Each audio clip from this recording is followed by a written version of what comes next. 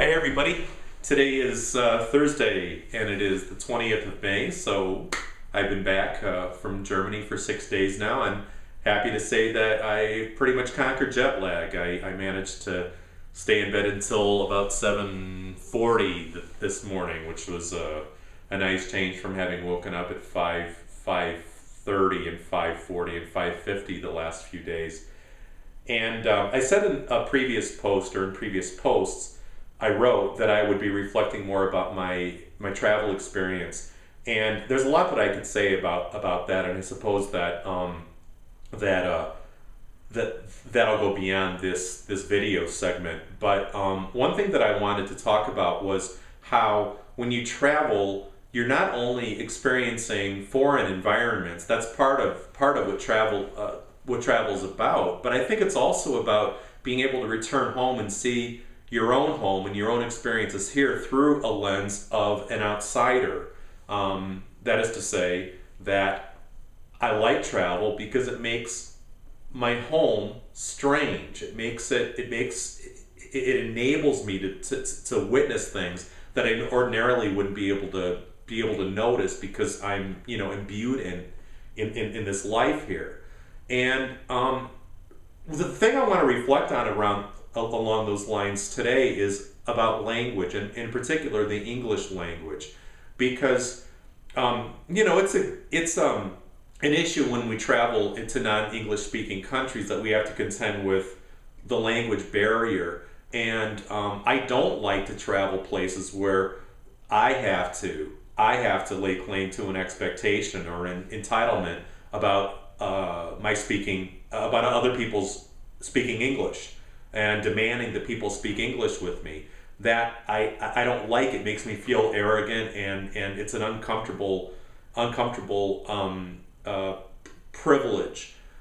But and so one reason why I like to travel to Germany is that I speak German, and so I don't have to experience that. And people are often complimentary about my ability to speak German, so that's really nice. But they grease the skids for people who are English speaking around the world, and we all know this, that when we were in Singapore, for example, all of the signage, all of it was in English, as well as in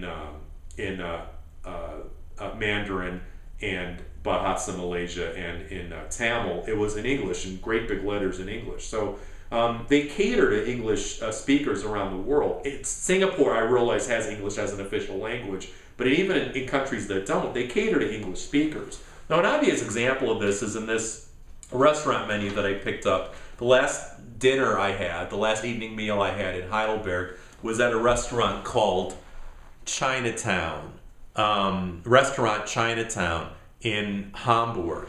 And that's obviously English, and all of the menu items are translated, or a lot of them are translated from German to English. They have Entengerichte, which is translated as duck menu. Every German Asian restaurant has duck on its menu, even inexpensive ones, which is kind of cool.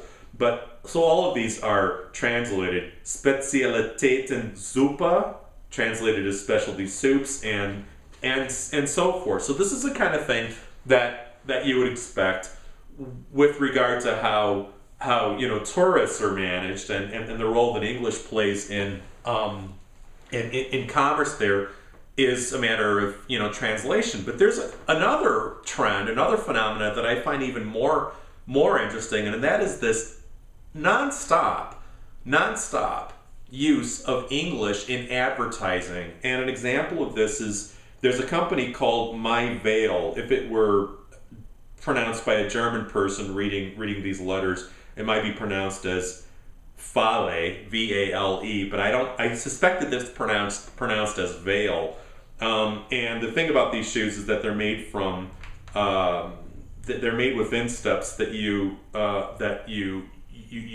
buy these molded inserts. You step into them, and they make these specialized shoes that are like orthotics for you. And this is a sandal, and you can maybe see this ad. It says My Style, My Foot, My Veil. And in fact, the website is myveil.de.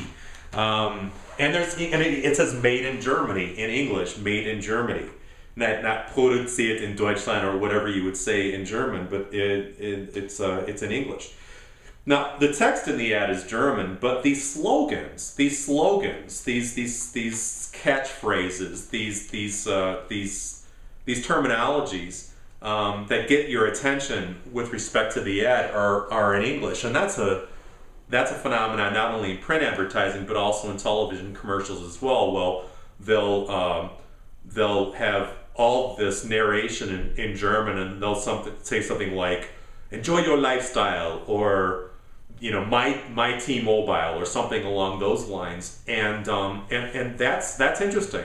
It signifies the fact that not only are we privileged as English speakers because the world, in a sense, caters to us, but also it's hard for me to fathom that my mother tongue is chic, it's trendy, it's fashionable, that if one can drop these English expressions from time to time, then it's fashionable. And that's something that I have a hard time fathoming, that I speak a fashionable language. And so that's one of the insights that I gleaned from it. It doesn't make me feel good, but it's an interesting thing to notice. This doesn't incidentally mean that English slang is necessarily adopted by German young people as a means of coming off as being, fashionable or trendy. They love to quote song lyrics, I found, but they have their own set of slang expressions that are German, and that I guess I could save for another time. So that's one of the neat things you get from travel, is to be able to, as I say, witness your own lifestyle, your own life, including your language, from the perspective of an outsider, and that's what I have done. So I will see everybody next time, and have a good long weekend for you Canadians and Americans.